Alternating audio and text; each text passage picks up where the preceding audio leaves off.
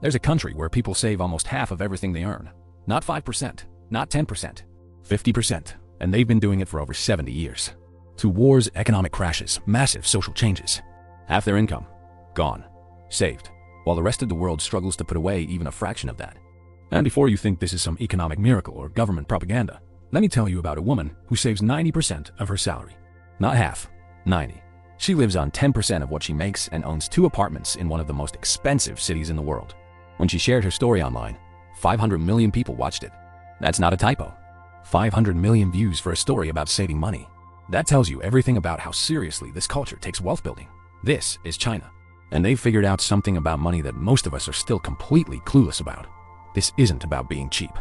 It's not about living like a monk. It's about a completely different relationship with money that's been refined over generations. And if you can learn even a fraction of what they do, your financial life will never be the same. Let's start with the numbers, because they're going to blow your mind. The average Chinese household saves $36 out of every 100 they earn. For Americans, it's $3.50. Read that again. 36 versus 350. That's more than a 10 times difference, but it gets crazier. During peak years, Chinese families were saving over 50%, half of everything, gone straight to savings before they spent a single dollar on anything else.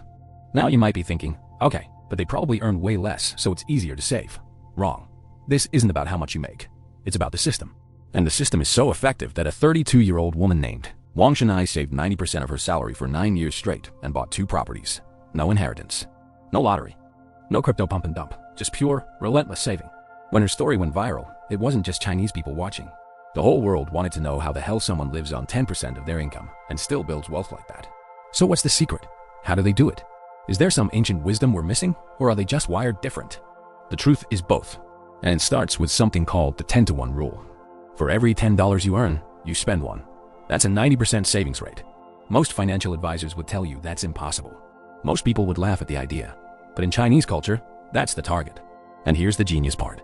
Even if you aim for 90 and only hit 50, you're still destroying what most people save. This isn't about deprivation. It's about completely flipping how you think about money. When you grow up believing you should live on 10% of your income, every single spending decision gets filtered differently. That $5 coffee isn't just $5. It's half your daily budget. That $50 dinner isn't just dinner. It's 5 days of living expenses. When you frame spending that way, impulse purchases become almost impossible. But the 10-to-1 rule is just the beginning. The real weapon is something they call zero-based budgeting. And it's so simple it's almost embarrassing that most people don't do it. Here's how it works. At the start of every month, before you spend a single dollar, you assign every penny a job. Not most of it. Every single cent. Rent gets assigned. Food gets assigned. Transportation gets assigned. But here's the key. Savings gets assigned first. Before anything else. Most people save whatever's left over after they've paid bills and bought whatever caught their eye. Chinese families do the complete opposite. They pay themselves first. They take their savings off the top and then figure out how to live on what's left. Let's say you make $4,000 a month. In a zero-based budget, $1,500 goes straight to savings and investments before you even see it. Now you have $2,500 for everything else. Rent, food, transportation, all of it. This forces you to be creative and disciplined because the savings money is already gone. It's not optional anymore. Before we go deeper into this system, if you're starting to realize your entire approach to money might be backwards, hit that subscribe button for Money Trap Channel. We're breaking down the wealth building strategies that actually work, the ones proven across cultures and generations, not the motivational garbage that keeps you broke. Let's keep going. The psychological shift from this approach is massive.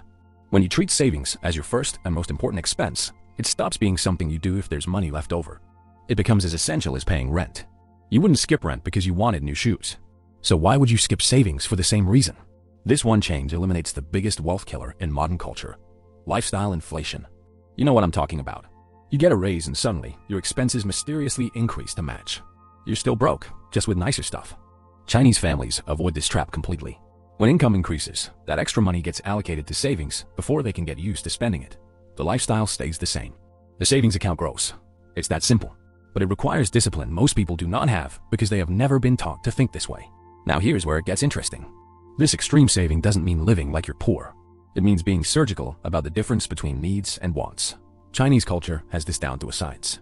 Take phones. You need a device that makes calls, sends messages, accesses the internet. Do you need the newest model with all the bells and whistles that costs more than some people's rent?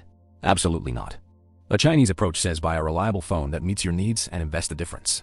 That extra $1,000 sitting in an investment account beats the hell out of it sitting in Apple's bank. This doesn't mean never buying things you enjoy. It means being strategic. If you're going to spend on something you want instead of need, it better provide exceptional long-term value. That expensive wallet better last 10 years.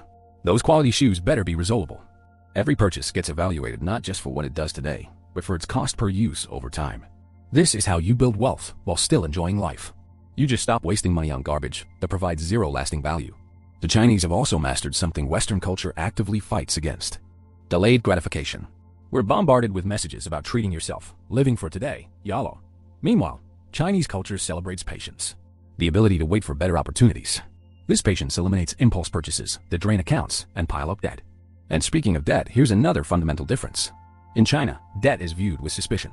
The idea of financing a car or putting a vacation on a credit card seems insane to most Chinese families. If you can't pay cash, you can't afford it. Period. This cash-only mentality forces families to save for purchases in advance instead of borrowing against future income. It takes longer to buy that car or take that trip, but when you do, you own it outright. No payments, no interest, no stress about making ends meet if income drops. And here's the big one. When you're not making car payments, credit card payments, student loan payments every month, you have way more money available for savings.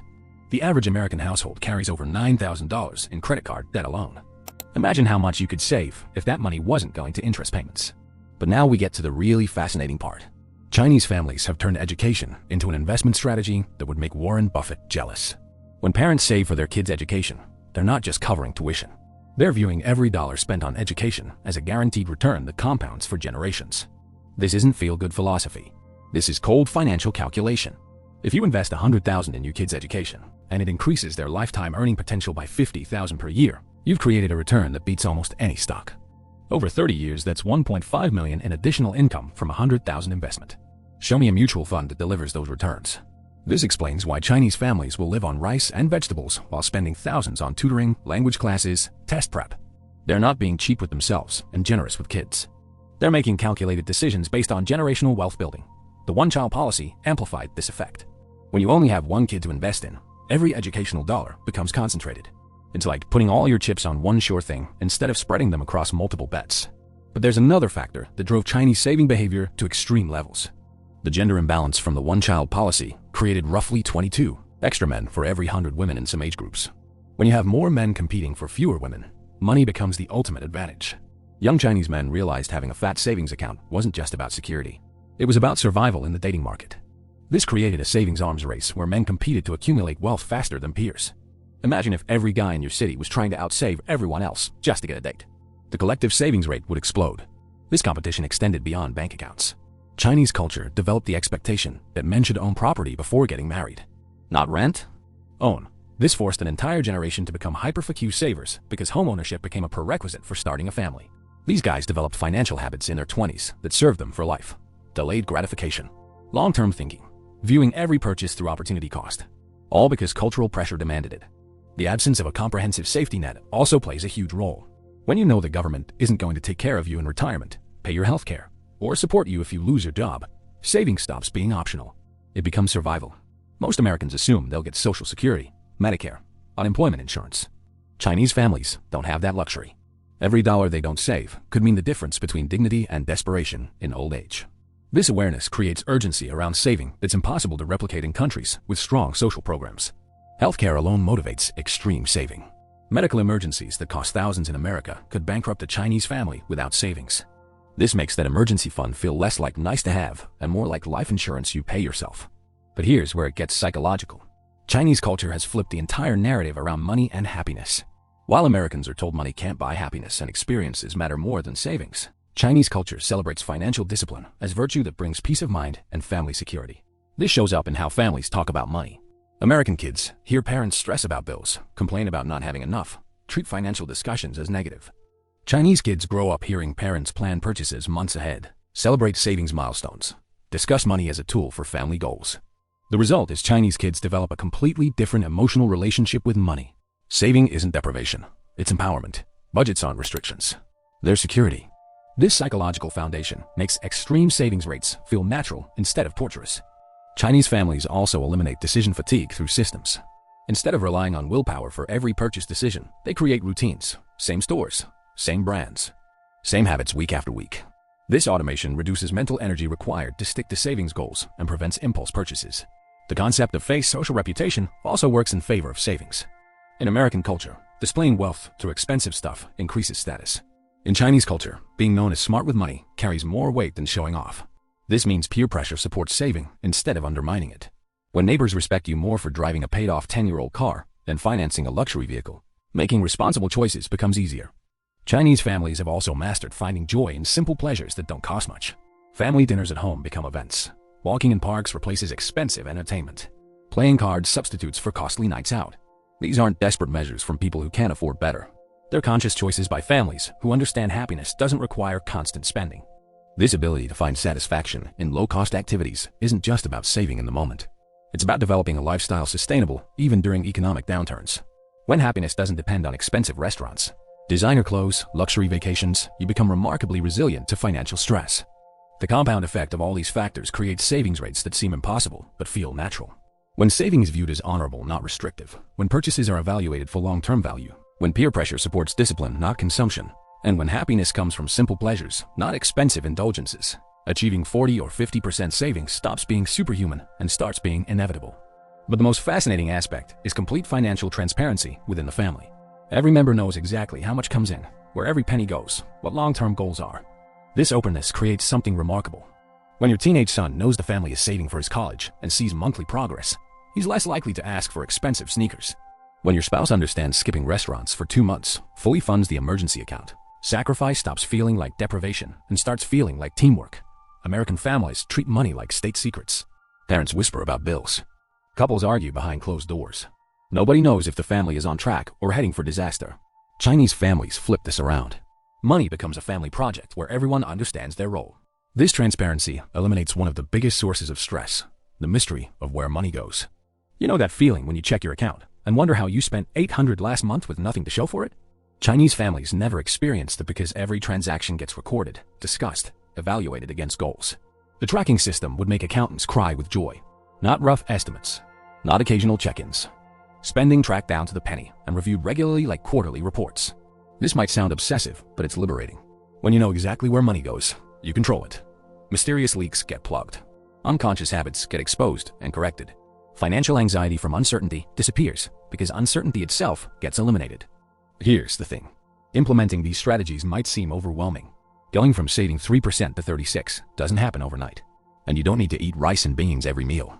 The beauty is even applying half of these principles puts you miles ahead. Start with zero-based budgeting. Track every dollar for 1 month. See where money actually goes. You'll discover you're spending more on random garbage than you thought. Then gradually increase savings rate. Currently at 5%. Aim for 10 next month. Once comfortable, push for 15. This isn't about depriving yourself of fun. It is about being intentional so you have the life you actually want instead of the life your impulses create. The Chinese figured out something most are still learning. True financial freedom comes from controlling your money, not your money controlling you. Whether you implement the 10-to-1 rule, embrace zero-based budgeting, or just distinguish needs from wants, you're taking steps toward a financial future most only dream about. And who knows, maybe in a few years you will be saving 40% while friends wonder how you make it look easy. Because the secret isn't complicated. It's just that nobody taught you to think this way, until now. If this changed how you see money and saving, don't stop here. Check out whatever video pops up next. We're building a community that understands wealth isn't about luck or income. It's about systems and discipline. Let's keep going.